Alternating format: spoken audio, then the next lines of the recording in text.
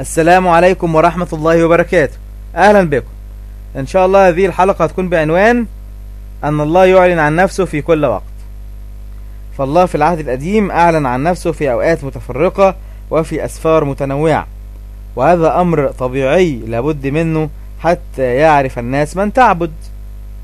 فنجد في سفر التكوين 17:1 يقول النص: أنا الله القدير، أنا الله القدير.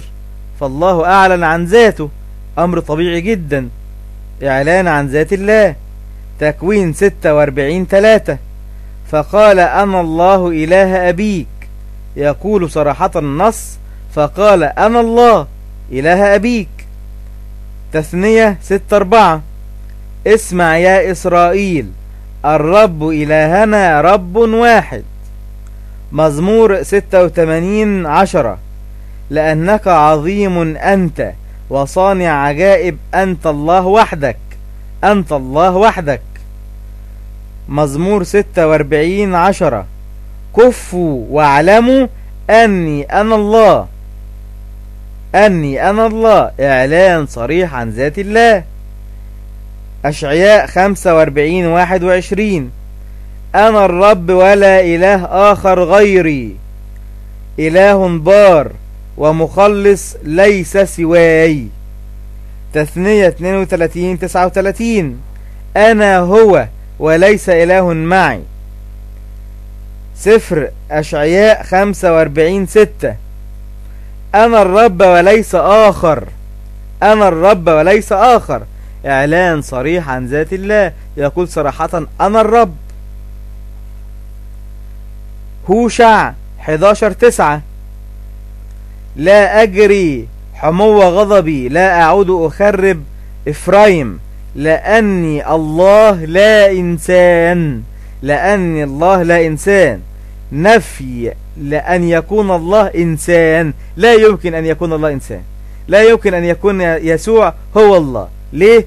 لأن هوشع يقول لأني الله لا إنسان. هذا الكلام موجود في سفر هوشع 11:9 نفي لكون الإنسان هو الله، يبقى يسوع ليس هو الله. أشعياء 45:22 التفتوا إلي وأخلصوا يا جميع أقاصي الأرض، لأني أنا الله وليس آخر، لأني أنا الله وليس آخر، إعلان واضح عن ذات الله. سفر العدد 23:19 ليس الله إنسان، ليس الله إنسان، ليس الله إنسان. نص واضح يدمر عقيدة الفداء والصلب ويدمر موضوع التجسد في العهد الجديد. ليس الله إنسان فيكذب ولا ابن إنسان فيندم. يسوع ليس هو الله، لأن يسوع إنسان والله ليس إنسان. أشعياء 43:12 أنا أخبرت وخلصت وأعلمت وليس بينكم غريب وأنتم شهودي، يقول الرب وأنا الله، يقول الرب وأنا الله، إعلان عن ذات الله. أشعياء 46:9 اذكروا الأوليات منذ القديم، لأني أنا الله، لأني أنا الله وليس آخر، الإله وليس مثلي. ملاخي 3:6 ملاخي 3:6 لأني أنا الرب لا أتغير، لأني أنا الرب لا أتغير، إعلان عن ذات الله. ويقول الرب أيضا أنه لا يتغير، يعني مش ممكن الله يكون جسد، لا يمكن الرب يتغير ويتحول ويصبح جسد. يبقى هذا النص يبطل عقيدة الفداء والصلب، ويبطل مسألة تجسد الإله، ويبطل كون يسوع هو الله. أشعياء هكذا يقول الرب ملك إسرائيل وفديه رب الجنود، أنا الأول وأنا الآخر ولا إله غيري، أنا الأول وأنا الآخر ولا إله غيري.